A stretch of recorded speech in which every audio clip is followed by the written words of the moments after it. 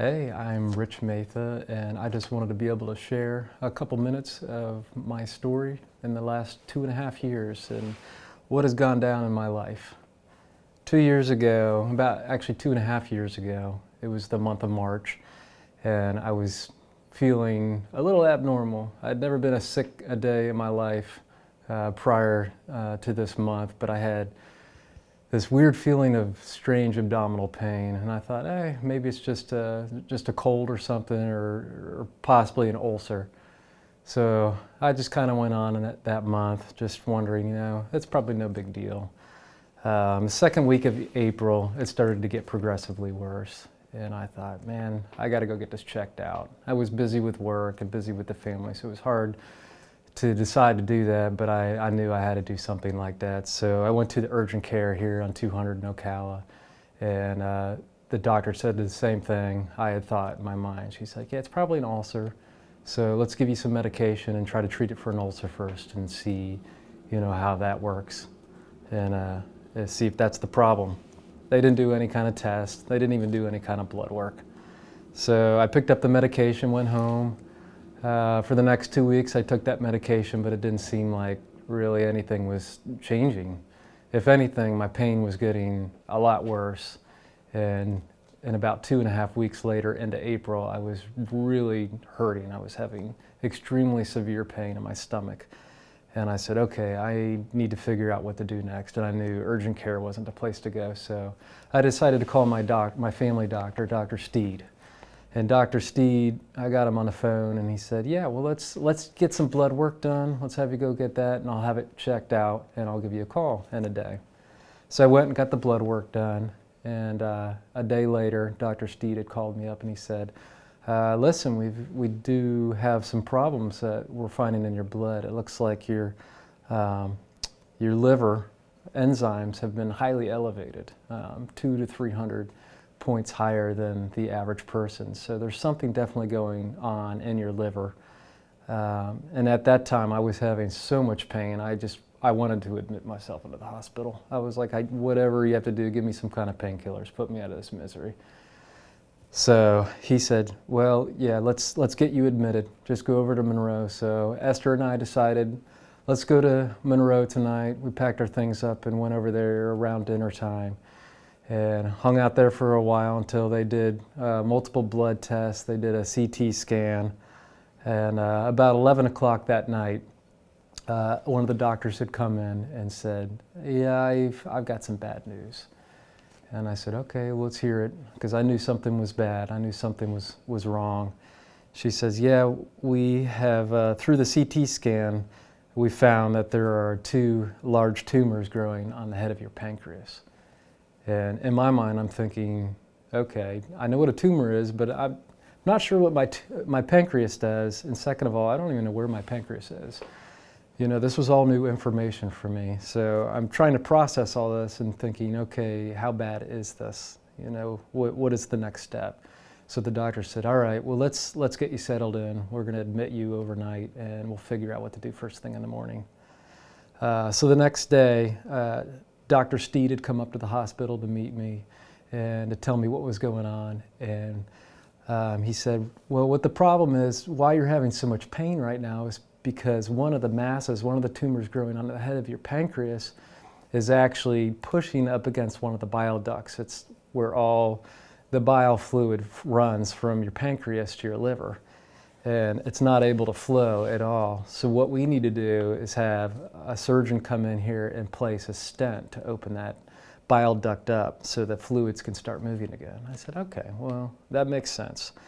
Dr. Ramallah, who's an amazing doctor here in Ocala, he's also really good friends with Dr. Steed. He was the one who was going to do the procedure. So he came down to my room, kind of gave me an idea what it looked like to put a stent in, because once again, I didn't even know what a stent was, so he had to explain what that was. So we made it happen. I got rushed down to surgery that afternoon. Had multiple people from church and just friends and family come over, and we're hanging out and we're just praying over me, which gave me a great peace knowing going into this procedure. So when they started the procedure, it was going well until the exact placement. They were trying to get the stent in the right place, right by the pancreas, and Dr. Ramallah was having tremendous problems getting it into the right place. And at one point, Dr. Ramallah turned to Dr. Steed and said, I don't think this is going to happen, which means I would have to have a bag placed on the side of me to drain the fluids. And I said, I didn't say it. I was knocked out, but Dr. Steed says, we can't have that happen. He's like, let me pray, and then you can try one more time. So Dr. Steed and Dr. Ramallah prayed real quick, and then Dr. Ramallah after continued the procedure, and the procedure was successful. It was placed, and the fluids were flowing, and within a day, I was already feeling so much better. I think it was 3 or 4 days until I got the results. Dr. Steed had called me up in the afternoon, and he said, listen, I got the news.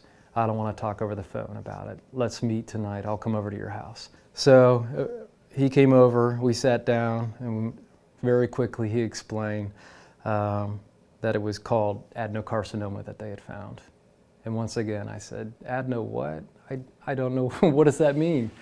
He said, unfortunately, it is cancerous, both tumors in your pancreas. And I said, okay, I'm not sure what to do with this, so we just kind of sat there and kind of tried to process it all together, and Dr. Steed prayed over us, and didn't feel too much peace that night. Had a hard time sleeping for sure for the next couple of days, just trying to figure out, okay, what's the next step? Cancer is kind of a big deal. So what was the next step going to be? We needed to get something scheduled with a surgeon right away. So we scheduled an appointment at Shands Hospital with one of their surgeons there. So that next week we ended up going down to Moffitt. We met with some doctors. We also had a lot of blood work done. I had a couple more scans, one of which was a PET scan, which really determines if they can find cancer anywhere else in your body, because we knew at that point it was in the pancreas, but had it metastasized yet? That was one of the bigger questions. She let us know that it had metastasized. It had moved to the liver, and it had moved to one of the lymph nodes. So at that point, I was thinking, oh God, what do we do now? What do we do with this information? So what was going to happen next, I really didn't know. Chemotherapy trials, everything was just, kind of a blur at that point. So Esther and I left that day from Shands Hospital just really frustrated. We ended up meeting with an amazing oncologist. His name is Dr. George, who he's been treating me for the last 2.5 years, up to about September. So at that point, that was when crazy anxiety kicked in, depression kicked in, and I was fighting the thoughts of, could this really be it? Could I really be done? Because at this point, I had got the prognosis that I only had about 3 to 11 months to live. And what does the average person do with that? How do you process 3 to 11 months to live? I didn't know how to do it, but I knew I wasn't alone. I knew I had an amazing wife, I had an amazing family, I had an amazing church, an amazing community through my school, and then the community of Ocala. They stepped up like I had never imagined a community stepping up. And just to highlight some of the things that happened, some of the amazing things our community did. I had at one point over 100 people come into our living room and pray over me, and sing songs and just speak encouraging words. It was kind of a crazy time. I'm not sure I was all there in my mind, but I remember the experience, and it was just overwhelming feeling of joy, just knowing how many people loved me. And then we had water ice challenges to help support us. We had, I don't know how many, we probably had 30 people do these crazy water ice challenges just to help support us financially, but to bring laughter into our lives and joy. had over 300 cards delivered in mail. That's probably tripled to this point, to this day. We had over 30 churches telling us that they were praying for us at this point, some of which were in Italy, some were in Africa. It was around the world. I was just dumbfounded at the amount of people that were stepping up and supporting us. A development I had worked in for years here called Ocala Palms had raised over 15 grand to help us with our medical costs and other areas that we needed help financially, because everybody knew at this point, you know, it was going to hit us hard financially, and I wasn't going to be able to work for a while. I mean, people were showing up to mow our lawns, people were showing up to clean our pool, people were showing up to clean our house, people were showing up with more food than you could imagine, more food than we knew what to do with. We were packing out our freezer, we were giving food away. It was just phenomenal. And at that same point, we were praying for Esther to be able to get a job, because she, at that time, was a stay-at-home mom. And at that same month, she was offered a position as vice principal at Ambleside School of Ocala, which was perfect timing. You know, I kind of stepped down from my job, and she stepped into a job where she'd be able to bring in a paycheck. And at that same time, we had a good friend, Deb Bernardo, help us get all the paperwork filled out for disability, which was the last thing on my mind, is to try to figure out, okay, how can I make ends meet at this point? But we had people figuring that out for us. So within a couple weeks of the news and finding out the prognosis, I started treatment every 2 weeks up at Shands Hospital. The beginning was extremely difficult. I was sick as a dog the first night after chemotherapy, and Esther and Debbie rushed me back up the next morning because I didn't think I could handle it. I was like, this is not going to be good. If I can't even handle one night of chemotherapy, how is this going to work? You know, for months and months. So I went back up, and the staff was just amazing at Shands, and they figured out, you know, what to give me to help offset all the side effects that were happening. And they figured it out. You know, it took me about 2 to 3 weeks until we got me to a place where I didn't feel so bad. I still felt sick from the chemotherapy, and my body was, you know, taking a toll from it, but I knew I could get through it. I knew I could continue with this trial and with the chemo if it was going to help keep me alive. So towards the end of July, I asked my oncologist, I said, hey, listen, I'm thinking about taking a trip out west with some good friends. Is that possible? And he said, yeah, for sure. This is probably some of the best therapy you could do. And we had the opportunity, with a lot of the money that was donated and with us going out and buy a piece of junk RV, we decided with the Romine family, we'd drive 5,000 miles round trip to Colorado, and we would check out New Mexico, Utah, just all the hot spots out west. It was something on my bucket list I wanted to do. And people wanted to help us make that come true. And that was some of the best therapy for me. It helped me get away from everything. It helped me to clear my mind and kind of get me back on track for coming back to chemotherapy again. So we came back towards the end of July, restarted that last week chemotherapy again. And that clinical trial ended up lasting me for an entire year till that next July, which would have been 2015. And I did fairly well. It was a very good clinical trial, and I actually felt pretty decent. I actually was able to go to work, and at the time, one of my good friends, Clay, was helping me with the business, and we were trying to keep the business afloat, and it was working. Things were working out well, and I lived a decent life. So I was happy with that. But that next July, I got the phone call that I dreaded receiving, and it was my oncologist saying, okay, we need to rethink things through, because your trial that you're involved in right now is not doing anything anymore. Your numbers are going back up. It looks like the cancer it's not beating it down anymore. We need to come up with another plan. But he had another plan. So July, we ended up going to New York, and I was able to see family. see some of Esther's family. We went to Niagara Falls, and it was another trip I wanted to be able to do with my kids and just make some amazing memories again. And at that point, I was just so grateful to have made it, past, my prognosis date. Because at that point, I knew I should have been dead statistically, but I was still alive, and I was actually doing very well. And I knew it was because God had a plan. God was up to something.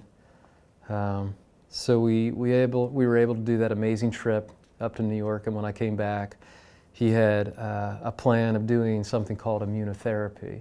And I had actually heard a little bit about it. I had read up on it, and I was actually pretty encouraged about it because the toxins involved with the immunotherapy would have been so much less than a lot of the chemo treatment I was doing a year prior. So I said, well, sign me up, let's do it. So we did immunotherapy from August 2015 till almost Christmas of 2015. And I had very, very limited side effects with the immunotherapy. And I was thinking, boy, this is good. If this works, I could do this for the rest of my life. But as I said, it only lasted for about 5 to 6 months. And I got another phone call a couple days before Christmas Eve saying, all right, I've got good news and bad news. The bad news is that it's not working anymore, the trial you're in. The immunotherapy decided it's not going to work. But the good news is it looks like it did what it needed to do. It actually had beat down the cancer significantly, which he was extremely excited about and even a little bit shocked about. Because in pancreatic cancer patients, almost 2 years in to cancer, do not see this kind of positive results. So I knew why I was having positive results, whether he knew or not, or whether he wanted to attribute that to God or just the medication. I was excited. I was like, okay, so what's the plan? What do we do?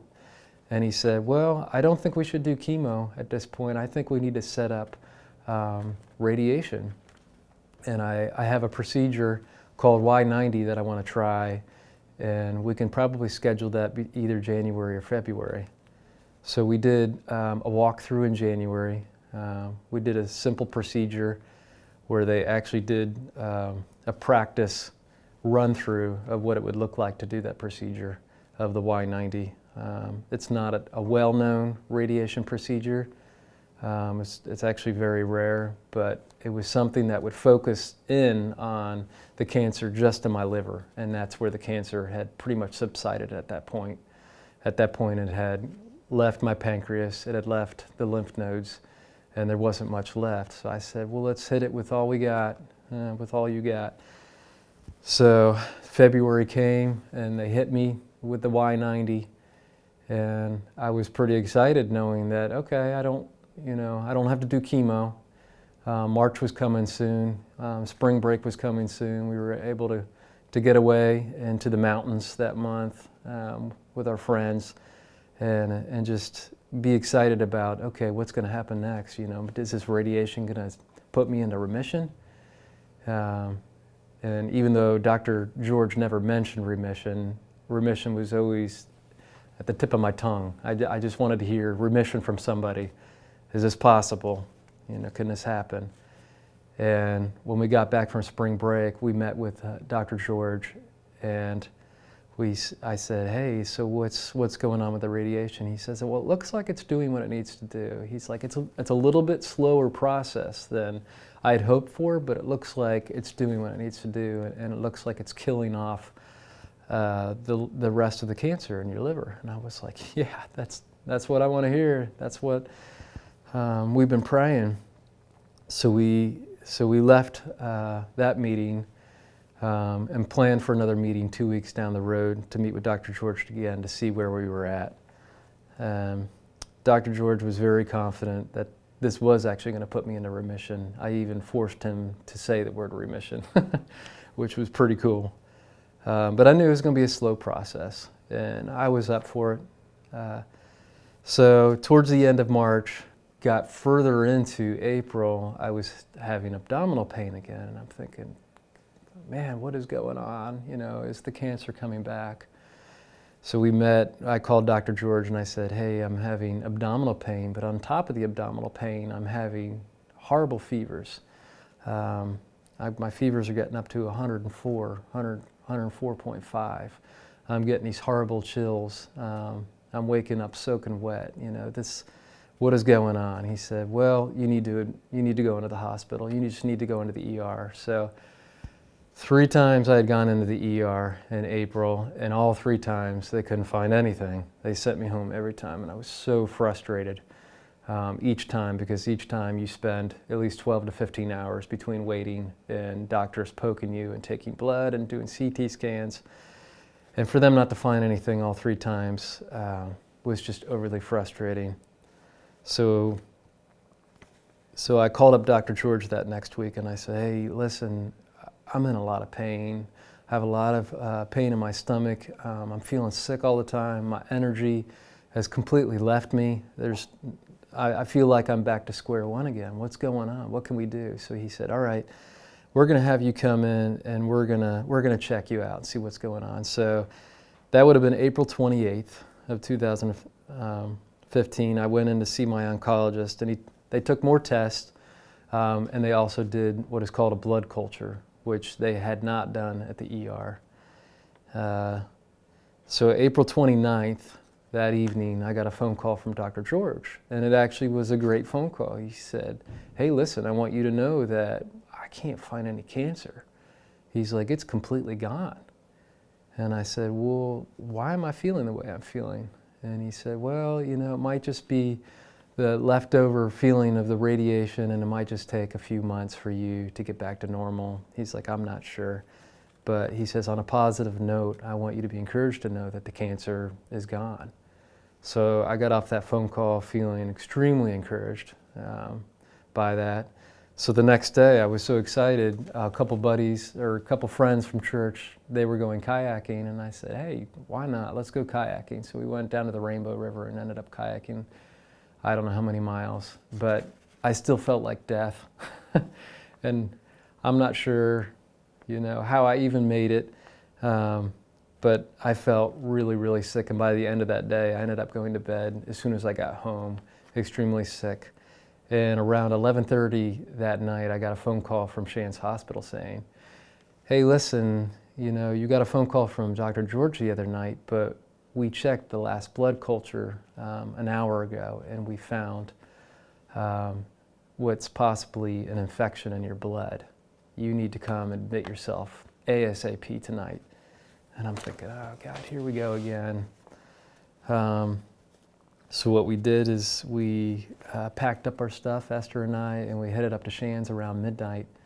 And that night they ended up doing more tests. They did more blood cultures. They admitted me, and I went into ICU right away. And I became sicker and sicker and sicker the next 2 weeks. And what they found out is that my body had gone into septic shock, which once again was new terminology for me. Wasn't sure even what that was, but once I educated myself and doctors educated me, I realized that, wow, this could actually kill me before the cancer kills me. This is a really, really bad situation.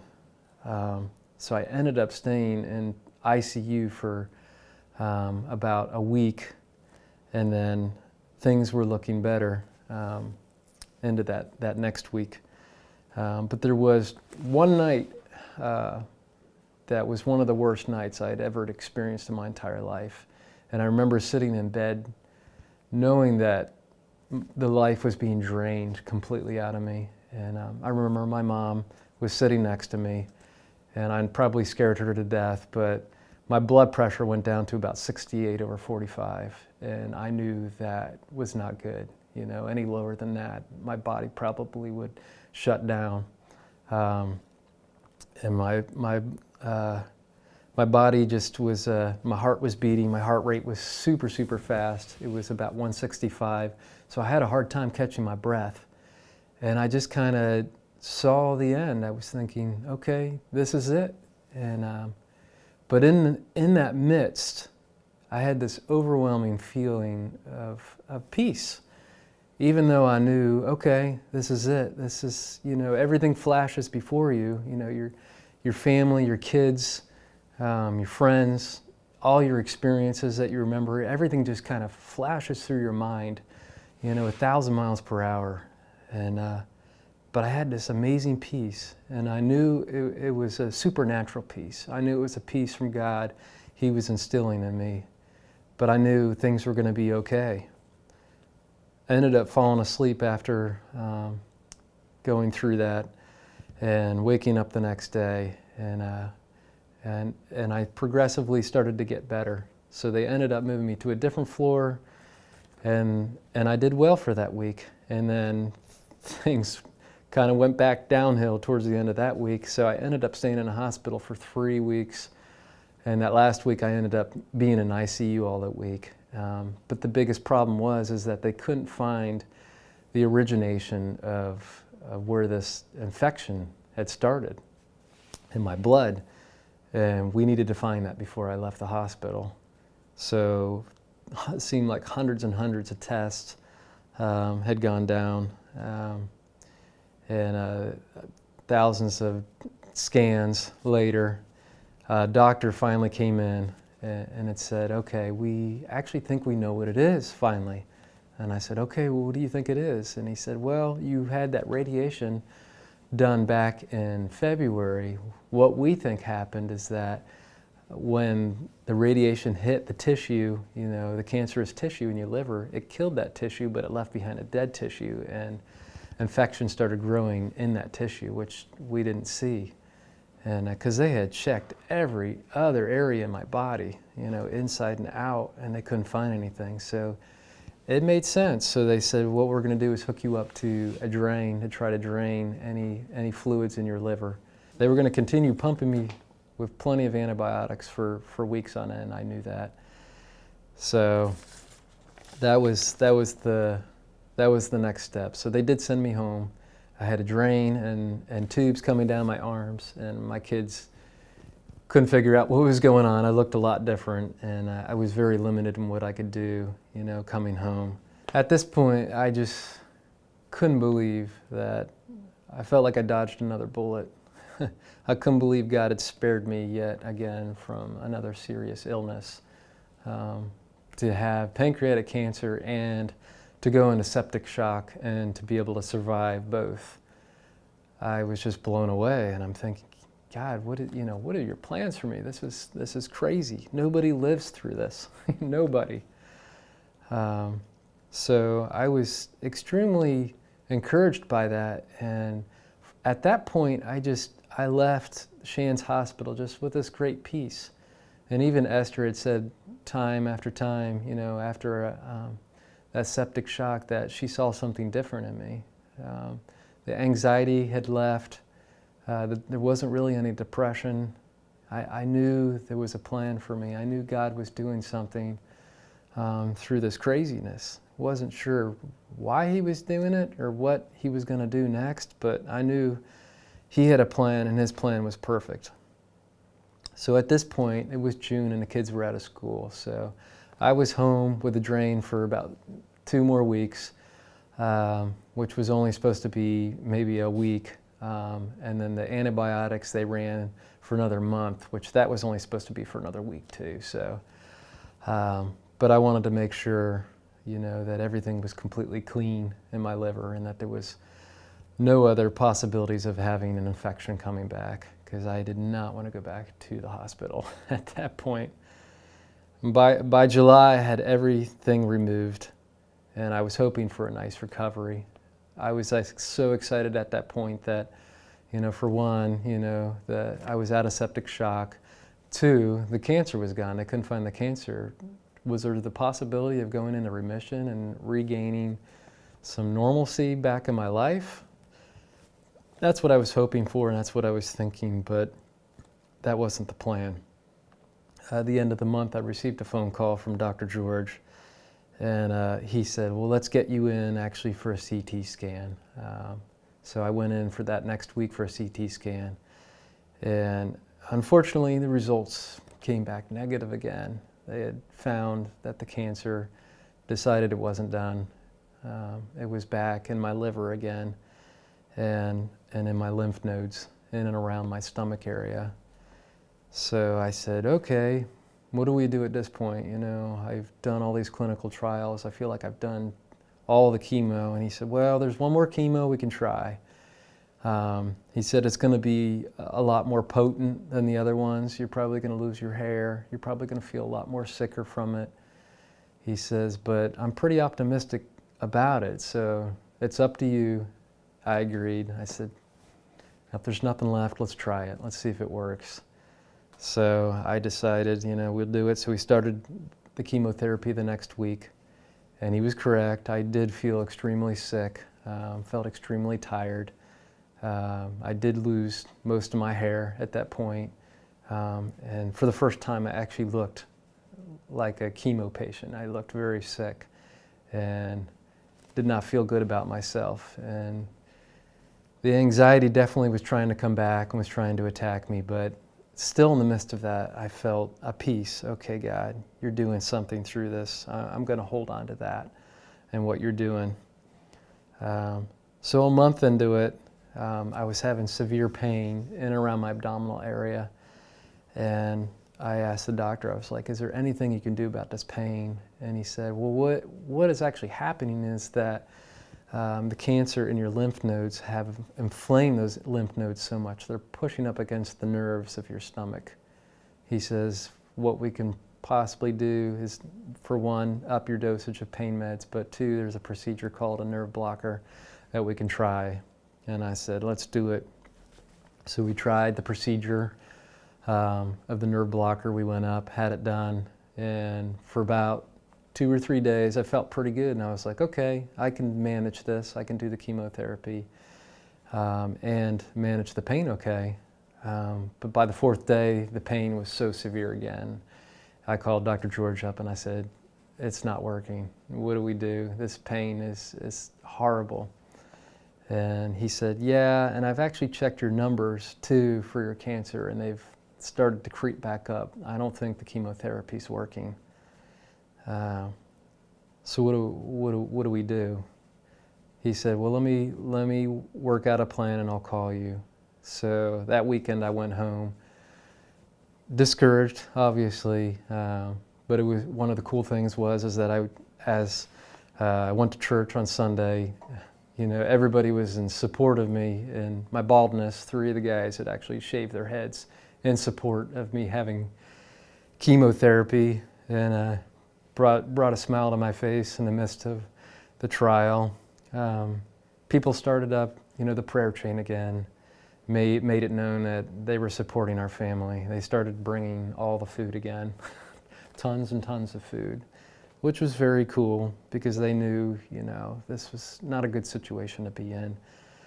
So it was towards the middle of September that I also started having severe pain around my neck right here. And I could feel two areas where I could feel 2 bulges, and I didn't know what it was.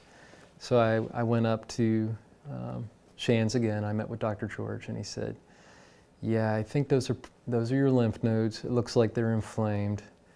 Possibly could be the cancer moving up there. What I want to do is take you off the chemotherapy you're on. And at this point, we don't really have a next step. We don't really have another plan. You have done pretty much all the chemotherapy we have available. There's no more clinical trials. And I said, okay, so this is it? He's like, well, it doesn't have to be it. He's like, I'm going to search. I'll find something. So at this point, I didn't know what to do. So 2 weeks later, the pain was so severe, I called Dr. George again. I said, what do we do about this pain? I need to manage this pain. He said, well, what we can do is try another nerve blocker. Let's see if the second one works, because sometimes the first one doesn't work. So he had me in towards the end of September, and we had the nerve blocker done, and in the same day they decided it would be a good idea to do a biopsy on my lymph nodes too, which ended up being a horrible mistake because it ended up being the most painful day I think I've ever experienced in my life. Had no idea that the nerve blocker was going to be done a little bit differently than last time. This time it was going to be used with needles. I was going to be awake for it. And then the biopsy I was awake for as well. And they had to take samples out of my lymph nodes in my neck. And my neck was already so sore and I was in so much pain. I didn't think I was going to survive that day. We got through that day though. Unfortunately, the nerve blocker did not work again. And I got a phone call that next week from Dr. George, and he said, you know, I'm sorry about the nerve blocker. There's really nothing else we can do about that pain other than try to put you on higher dosages of pain medication. So in that next coming week, we decided, you know what, we're going to make our peace with where we're at and just stop treatment altogether. And at that time, we had heard a lot about hospice and how hospice could help us. So I decided, okay, let's make some phone calls. So we had hospice come out to the house. They met with us, and I was extremely impressed by what they wanted to do with me and how they could help manage my pain. And Esther and I decided, you know what, let's have them manage my pain and let's make some memories. Let's do some trips with the kids. Let's make every moment count from here out. And I won't have to worry about going up for chemotherapy and hoping if it works and being sick all the time. And if the Lord wants to heal me, He'll heal me. And if He doesn't, then I'll have lived out my last few days, you know, with my family making amazing memories. So, though that felt like a life-ending decision, you know, and to a lot of people they couldn't understand why I made that decision. You know, if there was a possibility of a trial or there was a possibility of going to a different country for treatment, God had given us a peace about going with hospice and staying home. So that's what we've been able to do. And for the last month or so, I've kept my pain under control. Hospice has been wonderful. And we've been able to do 2 trips already. And we have made some phenomenal memories already. And we hope to make, you know, more memories, you know, in the next couple months. And we're looking forward to really enjoying the holidays. But Esther and I have an amazing peace. And we know that God has worked through these last 2.5, almost 3 years now, in amazing ways, and we're hoping that through this experience that God will work for who knows how many years, even if the Lord decides to take me away soon. But verses that have kept me alive and encouraged, one of which is, you know, one of my favorite verses is Proverbs 3, 5, and 6, and it says, "Trust in the Lord with all your heart and lean not on your own understanding. In all your ways acknowledge Him, and He will direct your paths." So another verse, you know, that really has helped me too is Jeremiah 29:11, and I know a lot of people are familiar with that verse. And it says, "For I know the plans I have for you, declares the Lord, plans to prosper you and not to harm you, plans to give you hope and a future." And I can't tell you how many times I've thought about that verse and knowing that His plans for me and my family is not to harm us, but to prosper us, you know, to give us a hope. And we have found hope through this, and probably would have never found a hope like this ever before in our lives. And it has brought our experience not only, you know, at home to a different level, but also in church to a different level. And I can't say how many times on a weekend, you know, I've been able to get up and be a part of the worship ministry of at Live Oak Christian Fellowship, and knowing that God had a plan for me to be a part of this ministry. And even though some Sundays I have felt like I had no energy at all, that I could barely get up to the stool to sit up there with my guitar, I knew, okay, this is what God wants me to do. And so I would get up there, and and just give it my all. And each time God gave me the supernatural energy to get through that. And it was extremely touching and encouraging to me, and hopefully encouraging, to the rest of the people in our church, knowing that despite our circumstances, despite, what any of us are going through, God will always give us some kind of strength, whether it's supernatural or not, to be able to do what He wants done. And I've decided, through worship, through one of the things I love to do and I'm passionate about, I will do that until I have no breath left in my lungs. We realized over time, and as we look back, that this crisis has really brought everybody closer together beyond what we could even imagine.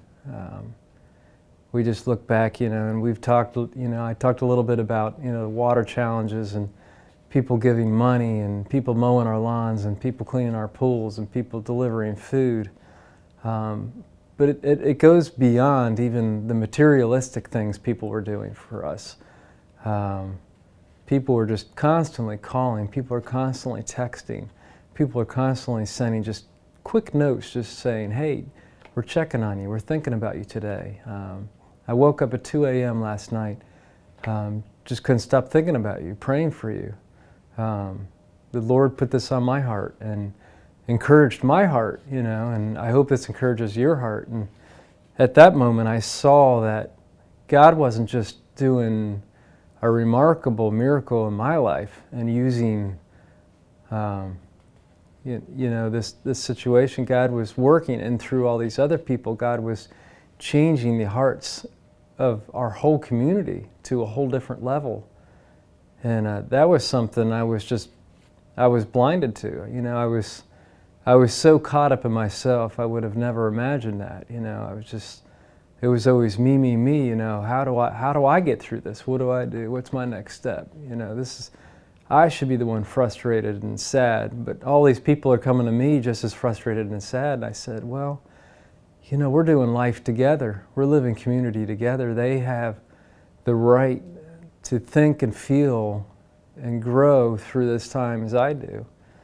And once I realized that, we started doing that together, and it brought everybody to a different level. It brought our church to a whole completely different level.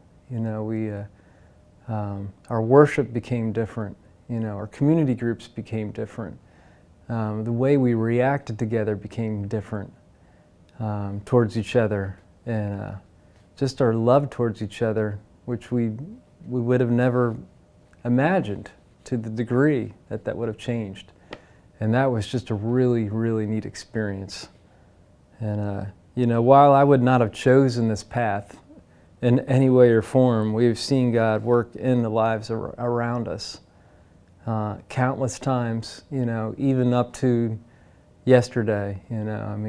Somebody brought, a ton of food yesterday, and we were able to share that food with our family. We had family out of town, and we were able to share with them and enjoy community and with them. And it's just how God has worked everything, out perfectly.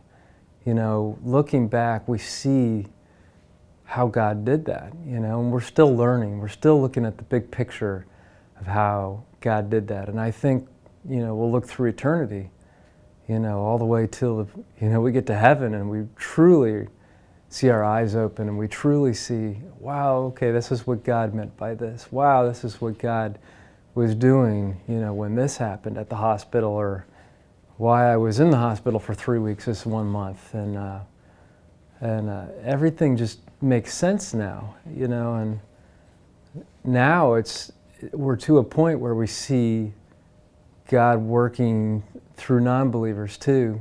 I'll get calls from my dad or friends saying, I was talking with so-and-so for the longest time, and I've been sharing stories off and on, and this person's now asking questions constantly. How's your son doing? Or how's your friend doing? How's your brother doing? And realizing that God is working through my life, using my life for His glory, in a way I could have never imagined. At a young age, I realized that, I wanted to be used by God. I wasn't sure how. I thought at the time it would be music because I played guitar, I sang. It was an easy thing to do. So I thought, well, this will be my life. This is what I'll do. This is how God allowed me to reach people. And it was, and it still is, but these last 2.5 years, I would have never imagined walking through cancer that God would have used this time for His glory. God would have used me to speak to the hearts of people I would have never spoken to before, to help change their lives. And even people around the world, through family, through friends. Those people are sharing my story and how we've handled the situation and how our church has stepped up for His glory, and it's changed their lives. And now I think this is God's doing, and if this is what God truly desires, this is what I truly desire. And it's just been so encouraging now as I look back and am reminded of multiple times how God works. And just one of the last few things, I think about our church and how our church has come together. I've been working with Dax Romine for 8 or 9 years, in and out of small groups, and we worked with another church prior to Live Oak Christian Fellowship, and we've worked closely with Jill Romine as well, and through Ambleside Christian School. And we've seen God work through, this church. We've seen God work through the school, and even our leadership staff has been brought closer together. And I look back towards Dax, as a pastor and as a friend, and I see, how he, God has truly worked through his life on so many different levels. And from the beginning, Dax has been there. And I really got to give him a lot of credit. From day one, he showed up at every doctor's appointment. Anytime I had an appointment, I'd call him and say, I'd be there. Whether it was just a simple CT scan or a simple visit to find out a blood, report, what was going on with that. And he was always there for the big news too. And he just always wanted to be there and support, and looking back, I shared a little bit about our trip out west, and thinking back, he was there for that entire trip. We were able to go with the Romine family, as I had mentioned, and he drove the whole 5,000 to 6,000 mile round trip, all the way around, from Texas to Colorado back to Florida again. He drove every mile and didn't let me at the steering wheel, even though I wanted to drive that big beast. He still wouldn't let me drive. But there was times I was very sick, and he knew that, and he was always willing just to let me go and sleep. He was always willing to let me go and rest while they were setting up camps, for the kids, and setting up tents and setting up food, and even purchasing the camper, and getting all that processed before our trip. And I desired, that was on my bucket list. I really had that on my heart and mind to accomplish and to do, before the Lord was to take me away. And He made that happen. And that was, looking back, that was an amazing, major encouragement to my heart. And I think, how God has worked through this whole situation. God has definitely worked through Dax on a whole different level, and He's brought the teaching to a different level. He's brought, our small groups to a different level, just how God has worked in and through him. And I just want to thank God for how He's done that through the pastor, and just thank God how He's worked through everybody else who's stepped up through our church. And I just want to say thank you again to all the people who've done so many things for our family. And I don't know how much time I have left, but the time I do have, I will continue to be encouraged by everybody's words and everybody's love and everybody's thoughts. And, I will continue to prevail because of you. And That's all I have to say. And I will worship you, Lord, only you, Lord. And I will bow down before you, only you, Lord.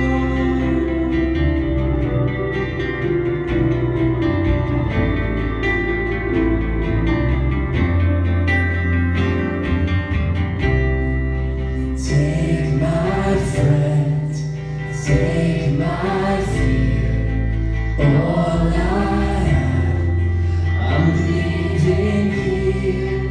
Be all my hopes, be all my dreams, you're my tonight's beat, my everything. And I will worship you, Lord, only you, Lord. And I will bow down before you, only you, Lord. Only you,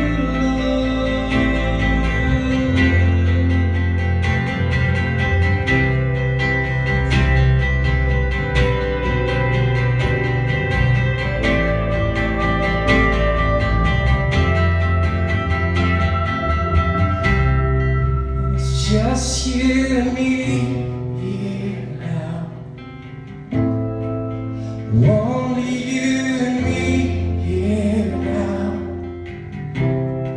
It's just you and me